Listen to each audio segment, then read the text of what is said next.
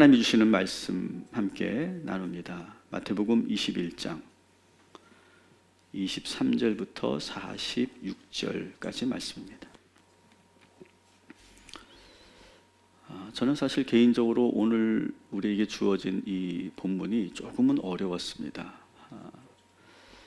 이 강해 설교의 그 맛도 있고 또 이 강해 설교가 갖고 있는 어려움이 있는데, 그 어려움 가운데 하나는 요즘은 참 이 시대적인 상황 속에서 우리가 말씀을 나누는 게 참 적절하지 않습니까? 그런데 오늘 이 본문은 지금 우리들의 삶과 그렇게 크게 연결성이 없는 것 같이 보이는 그런 본문이었어요.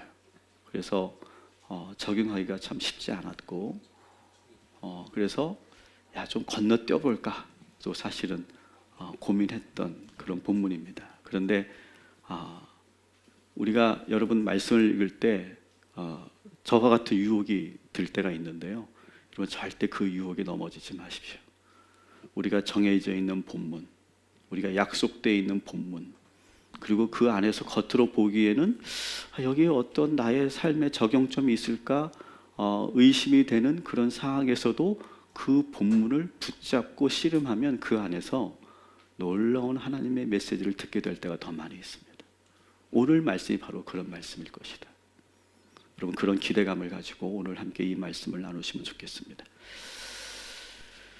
저는 예수님께서 예루살렘을 입성하셔서 보여주셨던 이 행보들을 보면서 문득 이런 생각을 해봤습니다. 어떤 생각이냐면, 예수님께서 지금 앞장서서 가시고 계시잖아요, 예루살렘에서. 그리고 그 뒤에 누가 따르고 있습니까? 제자들이 따라오고 있어요. 그 뒤를 따르는 제자들은 과연 이 예수님의 그 행보를 보면서 어땠을까? 관점이 좀 다르죠, 그죠? 여러분이 제자였다면, 그 뒤를 예수님의 뒤를 따라가는 제자였다면 여러분 어떠셨을 것 같으세요? 저는 만일 예수님의 제자였다면 몹시 당황스러웠을 거예요. 이 제자들은요, 어릴 때부터 명절이 되면 예루살렘으로 가는 거 익숙합니다. 그리고 수많은 군중들과 함께 성 안으로 들어가서 거기서 막 시장 구경도 하고요, 사람 구경도 하고요, 신기한 물건도 있으니까 그런 것도 좀 구경하면서 그러면서 명절을 보내는 거예요. 성전에 들어가서 이 바리새인들과 이 랍비들의 그런 가르치는 토라의 말씀도 좀 들으면서 그런 말씀이구나, 그렇게 배울 수도 있고요. 그리고 정성껏 제물을 준비해서 제사장에게 넘겨주면 그리고 제사도 드릴 수 있고요. 그래서 나름 이 유월절, 이 명절이 되면 나름 조용하지만 거룩하게 그렇게 드릴 수 있었어요. 시골 갈릴리에서 이렇게 온 사람들 누가 관심이나 갖겠습니까? 그 많은 사람들 가운데서 그냥 오히려 수많은 인파 속에서 그냥 묻혀서 그냥 아무 일 없이 명절을 조용히 보내는 것이 익숙해요. 그런데 여러분, 예수님을 좀 따라서 예루살렘으로 들어가는 순간 그들은 한 번도 경험하지 못한 일들을 경험합니다. 어떤 경험이에요? 예루살렘에 모였던 모든 사람들이 자기들을 보고 있는 거예요. 예수님을 비롯해서 그 뒤에 있는 제자들을 보는 거예요. 여러분, 부담스러운 시선 느껴본 적 있어요? 저도 사실은 목사만 아니면 이 여러분들이 이렇게 저를 지금 보고 있잖아요. 이 부담스러운 시선 저도 참 어려워하는 사람이에요. 근데 이 제자들도 지금 누구도 관심 갖지 않았던 자기들인데 지금 예수님을 뒤따라가니까 모든 사람들이 이 제자들에게 지금 포커스가 맞춰져 있는 거예요. 그 느낌을 한번 느껴보세요. 일단 여러분, 예수님께서 나귀를 타고 예루살렘으로 입성하는 장면을 보세요. 이게 여러분 나귀를 타는 모습이 어떤 모습일 거라고 여러분 상상하세요? 여러분, 새끼 나귀를 타고 가셨잖아요. 새끼 나귀, 그죠? 새끼 나귀, 어미 나귀도 아니었어요. 자, 새끼 나귀는 한 번도 그러면 자기 등에 사람을 태워본 적이 없었을 거예요. 그러면 그 새끼 나귀는 자기 등에 누군가 올라탄 것이 어땠을까요? 그것도 성인 남자가. 혹시 막 이상하지 않았겠어요? 어색하지 않았겠어? 무겁지 않았겠어? 그러니까 막 어떻게 보면 새끼 나귀가 자기 등 위에 사람이 딱 올라탔는데 그게 막 싫어서 막 그렇게 막 엉덩이를 흔들면서 가지 않았을까요? 그러니까 그 모습이 사실은 뭐 어떤 그런 그 로마 황제가 말을 타고 위험 있게 들어가는 모습이라기보다 왠지 조금은 좀 우스꽝스럽기도 하고 뭔가 좀 키득키득할 수밖에 웃을 수밖에 없는 그런 상황에서 입성을 하신 거거든요. 그러니까 사람들이 모든 시선이 다 맞춰지겠죠, 그 모습에게. 그리고 막 아이들이 막 호산나 호산나를 외치고 또 사람들이 막 땅에다가 옷을 깔아서 막 왕을 이렇게 맞이하듯이 막 그렇게 하고 있고 계속 그 행렬들이 쫙 이루어지고 그러니까 사람들이 다른 일을 하다가 저 뭐야? 누가 왔어? 뭐 어떤 일이야? 그러면서 모든 사람들이 다 지켜보고 있는 상황이 된 거예요. 그런데 갑자기 예수님께서 성전에 쑥 들어가서는 어떻게 합니까? 모든 그런 장사꾼들의 자판을 확 둘러엎으시고 채찍으로 내려치시고 막 다 소리를 치시며 내쫓습니다. 지금 너무나 당황스러운 상황이 계속 연출되는 거예요. 장사꾼들도 야 이게 무슨 일이야 이게 하면서 그냥 전혀 준비도 되지 못한 채 정한번 하지 못하고 다 쫓겨나가고 그 틈에 모든 장애인들이 성전 안으로 들어와 버렸어요. 그리고 아이들도 따라와서 막 여전히 막 호산나 호산나를 외치고 있는 거예요. 여러분 이 놀라운 이 충격적인 이 광경을 지금 세 그룹이 지금 보고 있는 거예요. 첫 번째 그룹은 뭡니까? 이 군중들이죠. 군중들은 야 이런 일을 지금까지 6월절 명절을 보내면서 이런 일을 한 번도 경험해 본 적이 없어요. 그러니까 아마 큰 충격을 받았을 거예요. 그래서 막 웅성웅성거리고 야 저 사람 뭐야? 저 뒤에 있는 그 제자들은 뭐 하는 사람들이야? 뭐 어디서 온 사람들이야? 어떤 사람들이 왜 저렇게 하는 거야? 막 웅성웅성 막 그리고 여기저기 거리고 있고요. 뭐 지금 이 대제사장과 이 종교 지도자들은요 놀라는 정도가 아니라 이건 대단히 심각한 사태라고 이렇게 보고 있을 거예요. 그래서 아주 급하게 회의를 소집하여서 저 예수를 어떻게 해야 될지 지금 회의를 하고 있는 상황. 세 번째 그룹은 바로 이 제자들이죠. 제자들도 지금 너무 놀란 거예요. 지금 예수님께서 이런 일을 준비하실지 전혀 예상치 못했어요. 예수님께서 세 번이나 내가 예루살렘에 들어가면 내가 붙잡힐 거고 내가 고난받을 거고 내가 십자가에 달려 죽을 것이다. 그 말씀을 하셨는데 그게 무슨 말씀인가 잘 몰랐는데 이제 알게 된 거예요. 이렇게까지 정밀로 충돌할지 전혀 예상치 못했던 거예요. 군중들은 계속 지켜보고 있습니다. 호기심 어린 눈으로 야 정말 저 사람 메시아 맞아? 좀 이상하긴 한데 그래서 막 자기들끼리 막 웅성웅성하면서 그래도 기대감을 가지고 보고 있고 이 종교 지도자들은 상당히 불편한 얼굴로 회의장에 들어가고 이 제자들은 지금 눈치를 보느라고 사람들 반응을 보느라고 지금 정신이 없어요. 그리고 하루가 지나갔어요. 그리고 다시 또 예수님이 제자들을 이끌고 성전에 들어옵니다. 예수님께서 성전에서 또 사람들에게 말씀을 가르치세요. 오늘 말씀에 보니까. 근데 어제는 이 대제사장들과 이 장로들이 어제는 미처 갑자기 일어난 일이기 때문에 미처 아무 준비도 못했겠지만 오늘은 만반의 준비를 했을 거거든요. 그렇기 때문에 그 성전 안에 그 긴장감은 더 가중되어 있습니다. 군중들도 야 어제 이어서 오늘도 어떤 일이 일어날까 그걸 기대하면서 성전으로 몰려들었어요. 아니나 다를까 이 대제사장들과 이 사두개파 장로들이 예수에게 다가와서 정면으로 군중들이 뒤에 쫙 있는 상황에서 정면으로 공격합니다. 많은 사람들이 보는 앞에서 이 예수를 창피 주는 거, 길을 완전히 꺾어버려야 된다, 그런 마음으로 온 거예요. 그래야 앞으로 이 예수가 쓸데없는 행동을 안 할 거고 사람들도 동요하지 않을 거기 때문에. 이 자칫 잘못해서 큰 소동이 일어나고 로마 군대가 개입되면 자기들의 권위가 완전히 땅으로 떨어질 것이기 때문에 그들은 예수님에게 아주 공격적인 그런 질문을 던집니다. 23절 우리 한번 같이 읽어볼게요. 시작. 예수께서 성전에 들어가 가르치실 때 대제사장들과 백성의 장로들이 나와 이르되 내가 무슨 권위로 이런 일을 하느냐, 또 누가 이 권위를 주었느냐. 아멘. 자, 네가 지금 무슨 권한으로, 무슨 권위로 이런 일을 행하느냐? 성전을 뒤집어 엎고, 지금 여기 와서 막 말씀을 전하는 무슨 권위로 네가 그렇게 하고 있는 거냐? 이렇게 지금 묻는 거예요. 여러분, 근데 이럴 때 이 대제사장의 질문을 할 때 이 모습을 여러분 상상해 보세요. 이런 거예요. 뒤에 군중들이 다 있습니다. 질문은 예수에게 하지만 뭐 하는 거예요? 군중들이 들으라고 하는 말이에요. 야, 너 지금 무슨 권위로 말이야? 이렇게 하는 거야. 어디서 이런 거 하라고 그랬어? 이렇게 지금 말하고 있는 거야.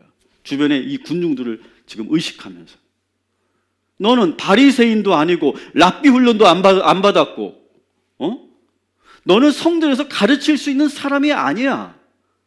바리새인이나 랍비들 뿐이야.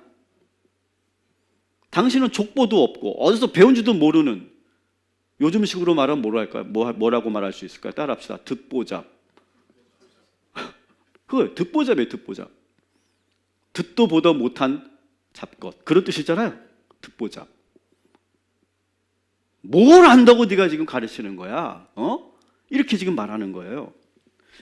이 말을 들은 이 군중들이 동요하기를 바랬던 거예요. 뭐? 랍비가 아니야? 바리새인이 아니야? 뭐 공식적인 선생이 아니야? 야, 그럼 별거 아니네. 이런 반응이 나오기를 바라면서 지금 이렇게 크게 질문을 한 거거든요. 그래서 군중들이 오히려 그 예수가 자꾸 말씀을 전하는 것을 못하게 방해하기를 바랬던 거예요. 그리고 두 번째 의도는, 이 질문의 두 번째 의도는 뭐냐면, 사실 보통 이 자존감이 낮은 사람들은요, 이렇게 말하면 기가 죽어서 하던 일도 못합니다. 여러분, 우리 한국 사회는 더구나 이런 것들이 많이 있죠. 당신 어느 대학 나왔어? 학력은 어떻게 돼? 어느 대학 나왔어? 학위는 어디서 받았어? 당신 갈릴리 사람이잖아. 갈릴리에서 왔지. 나사렛의 출신이지. 나사렛 출신. 보통 사람은요, 이런 말 하면요, 기가 팍 죽는 거예요. 여러분, 지금 이 대제사장들과 이 장로들, 이 랍비들은요, 그 당시 최고의 엘리트들이에요. 최고의 엘리트들. 여러분, 그 당시에는요, 아무나 랍비가 되는 게 아니에요. 엄청난 훈련을 통해서 랍비가 되고, 그래야 성경을, 토라를 가르칠 수 있는 권한을 갖게 돼요. 아무나 이 예루살렘 성전에서 자신 있게 이렇게 말씀을 가르칠 수가 없어요. 이 말을 듣고 오히려 그 뒤에 있던 제자들이 얼굴이 빨개졌을 거예요. 갈릴리 어부들이잖아요. 자기들이 지금 모시고 있는 선생님은 나사렛 목수잖아요. 그런 사람들이 예루살렘 성전에 와서 말씀을 전한다? 제자들은요, 한 번도 상상해 본 적이 없는 일들이에요. 그래서 오히려 그 뒤에 있는 제자들이요, 얼굴이 빨개지면서 말 한마디 못하고 기가 팍 죽어 있는 거예요. 그런데 예수님은 전혀 그 말에 동요하지 않으세요. 눈 하나 깜짝하지 않으세요. 오히려 더 당당하게, 더 세게 맞받아치시죠. 우리 24절 25절 한번 읽어봅시다. 시작. 예수께서 대답하시되 나도 한 말을 너희에게 물으리니 너희가 대답하면 나도 무슨 권위로 이런 일을 하는지 이르리라. 요한의 세례가 어디로부터 왔느냐? 하늘로부터냐 사람으로부터냐? 아멘. 자, 질문을 먼저 했잖아요. 그죠? 이 대제사장들과 종교 지도자 질문을 먼저 했잖아요. 근데 예수님께서 어떻게 해요? 지금 질문에 답하지 않고 다시 질문으로 맞받아치는 거예요. 여러분, 법정에서 보면 검사는 뭐 합니까? 검사는 질문을 하고 피고인은 대답을 하게 돼 있어요. 그만큼 질문의 권한을 가지고 있다는 것은 그 사람이 권위자라고 하는 걸 의미해요. 근데 예수님은 그 권위에 밀리지 않고 되려 질문을 하고 있다는 거예요. 너희들이 지금 나한테 질문했지? 나도 너희들한테 질문할게. 그래서 뭐라고 질문합니까? 나도 너희한테 질문할게. 세례 요한이 세례를 주는 권한은 어디서 온 거야? 너희들 이거에 대해서 한번 대답해봐. 오히려 질문을 하고 있어요, 예수님이요. 근데 여러분, 이 질문, 예수님의 질문, 세례 요한은 무슨 권위로 세례를 준 거냐라고 하는 이 질문이, 이게 상당히 함정이 있는 질문이에요. 이 머리가 똑똑한 이 바리새인들은요, 이 예수님의 질문을 듣고 그 머리가 좋으니까, 우리는 사실 그렇게 머리가 안 좋으니까 이게 뭐가 중요해 이렇게 하지만, 이 바리새인은 머리가 좋으니까 이 질문의 의도를, 함정을 알고 있는 거예요. 어떤 함정이 있을까? 이 예수님의 질문에 25절 26절 한번 읽어보겠습니다. 시작. 그들이 서로 의논하여 이르되 만일 하늘로부터라 하면 어찌하여 그를 믿지 아니하였느냐 할 것이요 만일 사람으로부터라 하면 모든 사람이 요한을 선지자로 여기니 백성이 무섭다 하여. 아멘. 자, 여러분, 이 종교 지도자들은 세례 요한을 좋아했을까요? 싫어했을까요? 싫어했습니다. 근데 많은 유대인들이 세례 요한을 정말 존경하고 따랐거든요. 그래서 함부로 지금 말할 수 없는 상황이에요. 예수님 그걸 다 알고 계세요. 자, 그런데 만일 예수님의 질문에 대해서 이 종교 지도자들이 하나님이 주신 권한으로 세례를 베푼 것이요 라고 이렇게 세례 요한에 대해서 말하면 뭐라고 해야 돼요? 뭐라고 공격받을까요? 그러면 하나님의 권위를 받아서 세례를 베풀었던 이 세례 요한을 너희는 왜 안 믿어? 이렇게 말할 거고, 또 반대로 세례 요한은 아무 권한 없이 자기 마음대로 그냥 세례를 준 것뿐이요 라고 대답하면 어떻게 될까요? 세례 요한에게 그 당시 세례받았던 유대인들이 엄청 많습니다. 그러면 그 사람들은 뭐예요? 그 사람들이 들고 일어나요. 날 거예요. 그렇기 때문에 그들은 한참 자기들끼리 논의한 끝에 예수님의 그 질문에 뭐라고 대답한 줄 아십니까? 따라합시다. No comment. 그렇게 대답한 거예요. 27절 같이 보겠습니다. 시작. 예수께서 대답하여 이르되 우리가 알지 못하노라. 우리식으로 말하면 no comment예요. 언급하지 않겠다. 자, 그랬더니 예수님께서 기다렸다는 듯이 27절에 이렇게 대답하시죠. 시작. 예수께서 이르시되 나도 무슨 권위로 이런 일을 하는지 너희에게 이르지 아니하리라. 아멘. 자, 이런 거죠. 너희가 노 코멘트면 나도 노 코멘트다. 말하지 않겠다. 잔뜩 긴장한 채 예수님이 과연 이 상황에서 저 무시무시한 저 대제사장 앞에서 뭐라고 대답하실까 막 이렇게 걱정하면서 긴장하면서 지켜보고 있던 이 제자들이 예수님의 이 대응하는 모습을 보면서 어땠을까요? 속이 시원했을 거예요. 통쾌했을 거예요. 여러분, 누가 감히 이 무시무시한 대제사장에게 이렇게 당당하게 말할 수 있습니까? 자기들은 한 번도 그렇게 해본 적이 없거든요. 그리고 이 유대 땅에서 제일 똑똑한 사람들이에요. 제일 똑똑한 사람. 그런데 오히려 예수님의 말씀에 꼼짝없이 지금 당하고 있는 모습을 보면서 이 제자들 마음속에 뭔가 막 이렇게 시원하고 통쾌하고 뭔가 막 찌릿한 느낌이 오는 거예요. 예수님은 이 종교 지도자들이 어떤 의도로 접근하는지, 무슨 의도로 질문하는지, 그 질문에 무슨 함정이 있는지 다 알고 계셨다는 거예요. 또 그들에게 가장 큰 약점이 뭐라고요? 자꾸 사람들, 군중들을 의식하는 거. 그것도 너무나 잘 알고 계셨던 거예요. 제자들은 뒤에서 이 광경을 지켜보면서 많은 것을 경험하게 되고 배우게 됩니다. 아무리 높은 지위에 있는 사람이라고 해도 절대 기죽을 필요가 없구나. 아무리 어려운 상황이 와도 절대 기죽을 필요가 없구나. 그것을 배워요. 그리고 이럴 때 어떻게 행동해야 되는지, 이럴 때 어떻게 저 사람들을 대해야 되는지 그걸 배우고 있는 거예요. 그 뒤에서. 처음 제자들은 예수님을 따라 입성했을 때 얼굴이 화끈거리고 가슴이 두근거리고 여기저기 눈치 보고 그러느라고 스트레스가 엄청 많았을 거예요. 그런데 예수님께서 차분하게 자신 있게 앞에 놓여져 있는 문제들을 하나하나 처리해가는 그 예수님의 모습을 지켜보면서 그들은 서서히 달라지기 시작해요.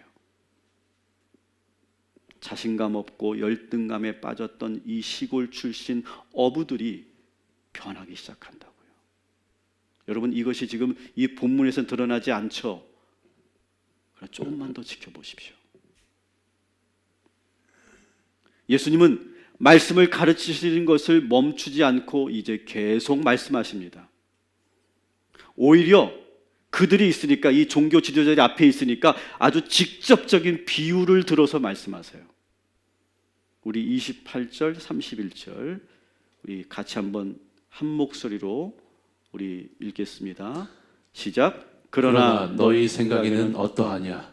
어떤 사람에게 두 아들이 있는데 맏아들에게 가서 이르되 오늘 포도원에 가서 일하라 하니 대답하여 이르되 아버지 가겠나이다 하더니 가지 아니하고 둘째 아들에게 가서 또 그와 같이 말하니 대답하여 이르되 실소이다 하였다가 그 후에 뉘우치고 갔으니 그 둘 중에 누가 아버지의 뜻대로 하였느냐? 이르되 둘째 아들이니이다. 아멘. 자, 이런 거예요. 지금 논쟁에서 이 대제사장과 이 장로들이 졌어요. 그죠? 그래서 몹시 기분 나쁜 상태에서 에이 하고 가려고 그러는데 야야야야 가지 말고 잠깐 앉아봐. 내 말 좀 들어. 내가 너에 대한 질문을 할게. 그러면서 비유 하나를 말씀하시는 거예요. 두 아들을 둔 아버지가 있었다. 첫째에게 이 아버지가 이렇게 지시했다. 너 포도원 가서 일 좀 하고 올래? 큰아들이 네 아버지 제가 갔다 오겠습니다. 이렇게 말하고 가지 않았다. 말만 했다. 둘째 아들에게 이렇게 질문했다. 야, 너도 포도원 가서 일하고 오지 않을래? 그랬더니 이 둘째 아들은 아니요 아버지 저는 시간이 없어 가기 싫어요. 못 가겠어요. 이렇게 말했다. 그런데 둘째 아들은 나중에 내가 아버지의 말을 거역하면 안 되지 라고 하는 그런 뉘우침이 있어서 그는 처음에는 안 간다고 했지만 가서 아버지 말씀대로 포도원에서 일을 하고 돌아왔다.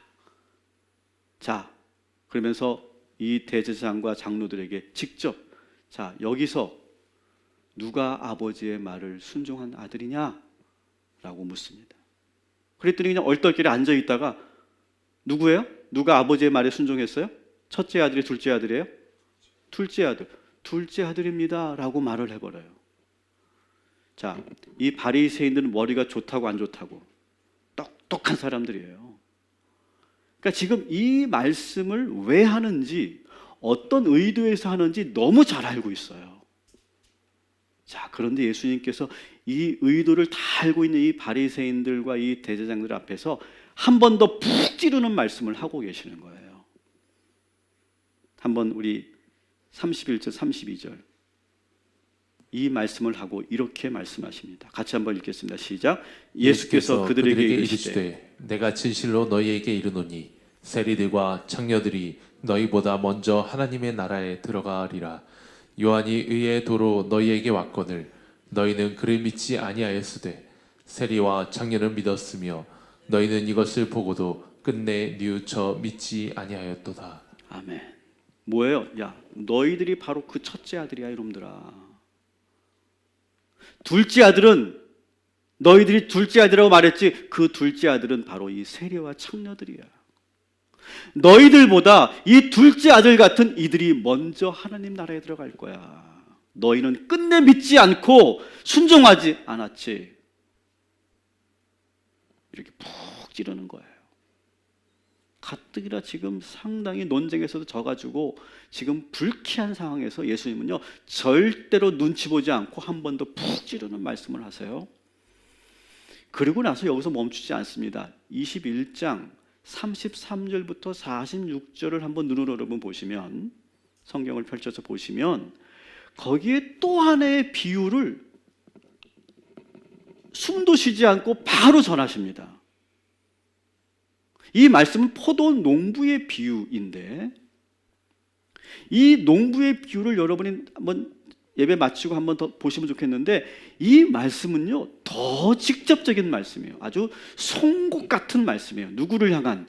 이 대제사장들과 이 바리새인들을 향한 아주 송곳 같은. 그래서 이 말씀을 듣는 순간 막 기분 나빠가지고 막 반응을 보이는 그런 말씀을 하시고 나서 더 직접적으로 43절부터 46절까지 한번 읽어볼게요. 같이 읽습니다. 그러므로 내가 너희에게 이르노니 하나님의 나라를 너희는 빼앗기고 그 나라의 열매 맺는 백성이 받으리라. 이 돌 위에 떨어지는 자는 깨지겠고 이 돌이 사람 위에 떨어지면 그를 가루로 만들어 흩으리라 하시니, 대제사장들과 바리새인들이 예수의 비유를 듣고 자기들을 가리켜 말씀하심인 줄 알고 잡고자 하나 무리를 무서워하니 이는 그들이 예수를 선지자로 알미었더라. 아멘. 자, 뭐라고 하는 거예요? 지금 이 종교 지도자들에게 뭐라고 합니까? 너희는 빼앗길 것이다. 그리고 돌에 팍 깨질 것이다. 아니, 아예 가루가 되어버릴 것이다. 너희를 흩어버릴 것이다. 이렇게까지 말씀하세요. 그러니까 이 대제사장과 바리새인들이 45절에 뭐라고 되어 있습니까? 이 말씀을 자기들에게 하는 말씀인 줄 알고 더 화를 냅니다. 그런데 뒤에 누가 있어요? 군중들이 있으니까 아무 말도 못하지만 지금 막 그냥 부글부글 끓고 있는 거예요. 보세요, 여러분. 예수님은요 뒤에서 이 지켜보고 있던 예수님의 모습은 전혀 밀리지 않아요. 기죽지 않아요. 그리고 당당하게 말하고요. 지지 않고요. 그리고 더 강하게 받아치고요.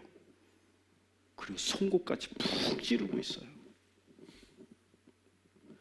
뒤에 있던 이 자존감 낮은 이 제자들은요, 한 번도 경험해 보지 못한, 이렇게 담대하게 자신 있게 말해 본 적이 없는 제자들로서는요, 이 예수님의 모습이 상당히 도전적이었을 거예요. 여러분, 근데 놀라운 건 뭔지 아세요? 제자들이요, 나중에 예수님이 지금 보여주셨던 그 모습을 그대로 하고 있다는 거예요. 자, 이제 사도행전 4장으로 한번 넘어가 봅시다. 사도행전 4장. 4장을 보시면 그때 베드로와 요한이 이 똑같은 이 사내들인 공회에게 신문을 받는 장면이 나오는데, 이때도 이 대제사장들과 사두개인들이 예수님에게 했던 질문과 똑같은 질문을 합니다. 하여튼 얘네들은 이 권위를 되게 중요시하는 사람들이죠. 똑같은 질문을 합니다. 사도행전 4장 7절 읽어볼게요. 사도들을 가운데 두고 묻되 너희가 무슨 권세와 누구의 이름으로 이 일을 행하였느냐. 아멘. 똑같죠? 제자들에게, 예수님에게 공격했던 그 말 그대로 지금 이 두 제자에게 공격하는 거예요. 똑같이 합니다. 자, 그런데 이런 말을 들어본 적이 있잖아요, 이 제자들은요. 절대 여기에 기죽지 않습니다. 이 말에 더 이상. 그전에는 기죽었어요. 하지만 더 이상 이 말이 기죽지 않습니다. 왜? 예수님이 하시는 모습을 봤거든요. 그래서 베드로가 표현 그대로 되어 있어요. 성령 충만한 상태에서 8절 9절에 이렇게 말합니다. 시작. 너희가 십자가에 못 박아 죽였으나 죽은 자 가운데 다시 살아나신 나사렛 예수 그리스도의 이름으로 이 모든 일을 하고 있다.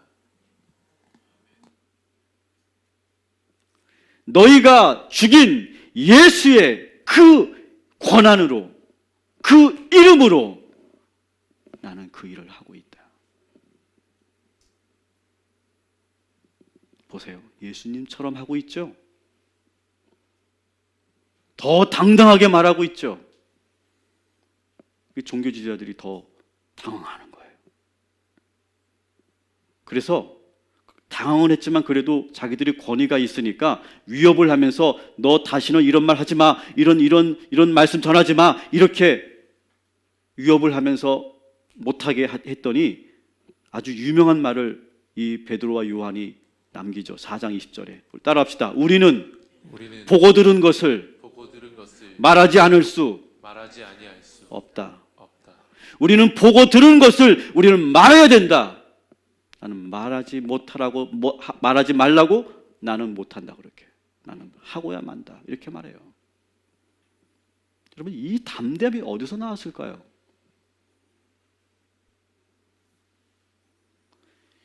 이 종교 지도자들도요, 너무 놀라워하고 너무 황당해합니다. 4장 13절 읽어볼게요. 얼마나 당황했는지 보십시오. 같이 읽습니다. 그들이 베드로와 요한이 담대하게 말함을 보고 그들을 본래 학문 없는 범인으로 알았다가 이상히 여기며 또 전에 예수와 함께 있던 줄도 알고. 아멘.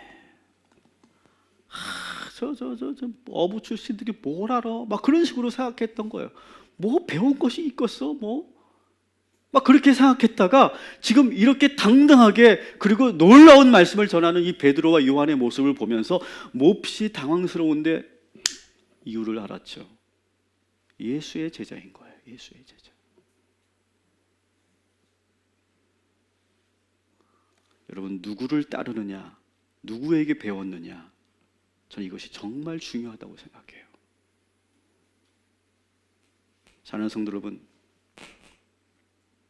요즘 우리의 사회가, 우리 세계가 지금 많이 혼란스럽습니다. 다행히 우리나라는 오늘 보니까 확진자가 76명으로 아주 현격하게 떨어졌습니다. 대신 어떤 어려움이 찾아오고 있습니까? 지금 경제적으로 상당히 어려워질 거라고 하는, 그리고 그것을 지금 피부에 와닿고 있는 그러한 국민들이 많이 있습니다. 여러분, 유럽은요, 지금 유럽과 미국은요, 국가 비상사태를 선포하고요. 그리고 우리들보다 더 강력하게 밖으로 나가지 못하도록 그렇게 금지 조치를 하고 있어요. 우리보다 지금 더 심각해져 있어요. 유럽과 미국이요. 여러분, 이렇게 앞으로 무슨 일이 벌어질지 예측할 수 없을 때, 경제적으로 어려워질 수 있고 또 심리적으로 불안정할 때, 여러분, 우리가 해야 될 게 뭔지 아세요? 따라합시다. 오직 예수님만 따라가라. 여러분, 오직 예수님만 따라가시기를 주님의 이름으로 축원합니다. 여러분, 예수님을 따르던 이 제자들은 처음에 예수님 너무 심하시다, 너무 오버하시는 거 아니야? 야, 저렇게 해도 되나? 막 그렇게 이 제자들이 막 당황했는데 예수님이 쭉쭉 나가는 그 모습을 보면서 저렇게도 할 수 있구나, 저렇게 되는구나, 야, 할 수 있구나. 우리도 그렇게 변하고 있는 거예요. 여러분, 우리 동탄 꿈의 교회는, 우리 동탄 꿈의 교회 성도들은 오직 예수 따라가고 예수님처럼 하시기를 주님의 이름으로 축원합니다. 제가 지난 금요 심야 때도 말씀을 드렸는데, 제가 여러 교회들을 지금 이렇게 소통하면서 보고 있습니다. 근데 정말 잘 이겨나가고 있는 교회들도 있고요. 이 상황에서 정말 많이 힘들어하는 교회들도 꽤 있습니다. 제가 지금 사실 요즘에 마음이 참 그렇게 좋지가 않습니다. 뭐 우리 교회가 걱정돼서 기분이 안 좋은 게 아니라 막 그런 안 좋은 그런 교회들의 소식, 힘들어하는 그런 목회자들의 소식을 제가 들으면서 요즘에 제가 잠을 잘 못 자는 것 같아요. 여러분 절대 오해하지 마세요. 우리 교회를 걱정하지 않습니다.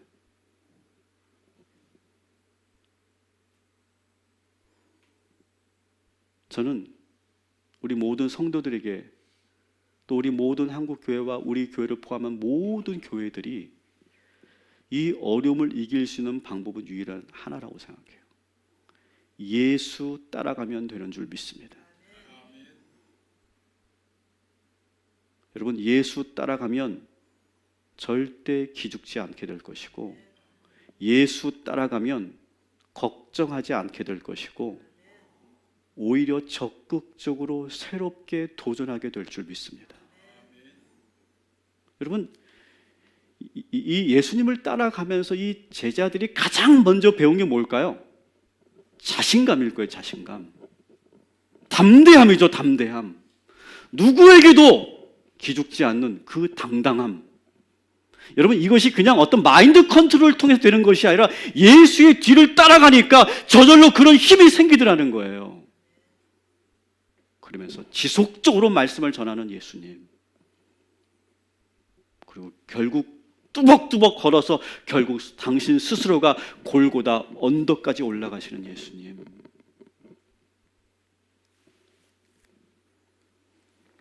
여러분 우리 교회는요 지금 자신 있게 이 온라인 예배를 드리고 있어요. 누구 눈치 보고 하는 거 아니에요. 화성시청이 경기도지사가 저희들에게 이렇게 하라고 해서 저희 하는 거 아니에요, 여러분. 우리는 지금 마땅히 이 도시의 시민으로서 책임을 다하는 거예요. 그래도 우리는 예배하는 거예요. 어떤 상황에서도 우리는 하나님을 예배할 수 있어요. 요즘 우리 사역자들은 그 어느 때보다도 즐겁게 사역하고 있어요. 표정을 보니까 아닌 것 같습니다. 아니 내가 보기엔 나는 즐거운데 오늘 이제 저녁에도 아주 재미있는 영상을 여러분들에게 보내드릴 겁니다. 참 재밌을 겁니다.